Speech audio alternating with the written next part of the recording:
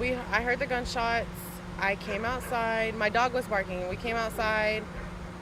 I had walked towards the way my dog was barking at, and when I walked past the car, at first I just thought he hit the car, but when I looked in the car, I saw the blood coming from his mouth. He was choking on his blood. He was trying to take his seatbelt off. I freaked out. Izzy! Kizzy! I screamed for my husband. I had called 911, and the paramedics came and took him.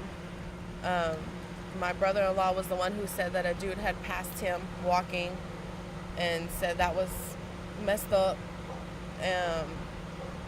I saw a person going around the corner, but I didn't get a picture of him. We just heard everything happen. My brother lives at the corner and we live at this corner. So you think the person going around the corner, do you think the person going around the corner was a suspect, or? Yeah, that's what my brother said. We all think that it was somebody that was in the car. I mean, from what we found out, and the dude getting shot on the right side of his face, it had to have been the passenger shooting the driver. So, and from what we know, he did die. So we don't know. So he did pass away. So he got shot and then he crashed into that car. So did you hear the crash or did you hear the gunshot? We just heard the gunshot. I guess he was going slow enough that it didn't cause any damage to my friend's car. So he was going slow enough that it didn't do any damage. So we don't know. So you just heard the gunshot and then he crashed. Yeah. So we don't know where he got shot, but you think it was right around here because based on the... Well, see, I thought he got shot over here on this street because the way I had my window open, so it sounded like it was on the back part of my house.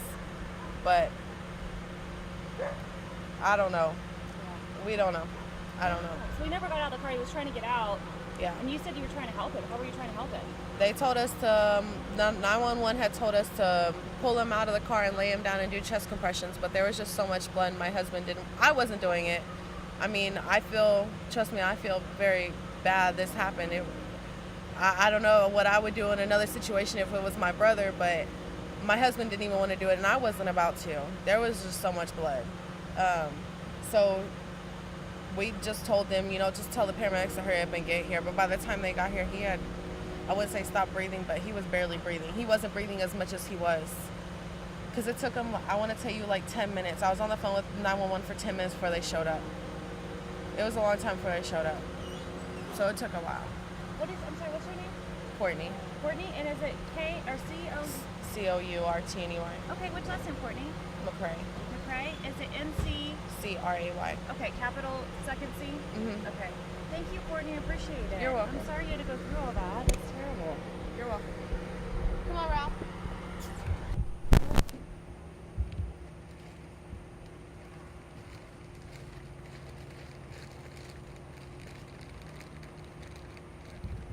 On the scene, and detective, what can you tell us? Right now, what we have is officers were dispatched about 2:16 a.m. and to the 3300 block of Jewel. And when officers arrived, they found the vehicle parked where it's at, and there was a person in the vehicle that had sustained a gunshot wound. And so paramedics arrived and they transported him to the hospital where he later died. And so was he shot just once, or can you tell at this point? At this point, we're not exactly sure. We believe that it was only one shot at this point. And any idea on a suspect? We have very vague information on a possible person of interest. There was somebody seen leaving the scene after the gunshot. It was a black male. They only described him as tall, possibly about 5'9" to 6 feet tall. Slender built. He had, and all they remember is he had a yellow T-shirt on. He was walking away. So very limited information, not a lot of witnesses. It sounds like. No, but the suspect, if he did leave, he left on foot. So. Any idea? Like, there was some speculation that maybe it was a passenger in the car. Any idea if that was the case? Or? At this point, we don't know. Yeah.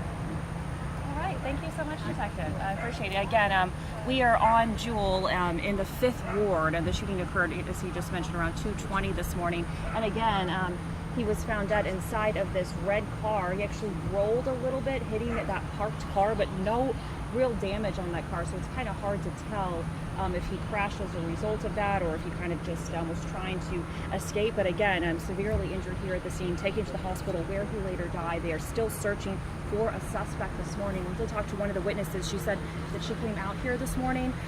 She heard the gunshots. They tried to help the man, but he really was in a really bad shape. They called an ambulance, and again, he did die at the hospital. And still searching for a suspect this morning. Reporting live from Jewel, Marla Carter, 13 Eyewitness News.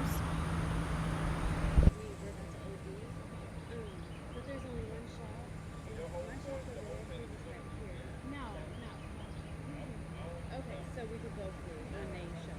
Yeah, okay.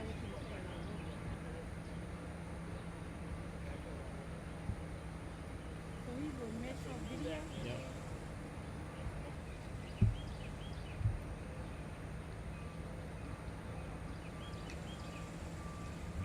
I told him, I said, you're a clown. First of all,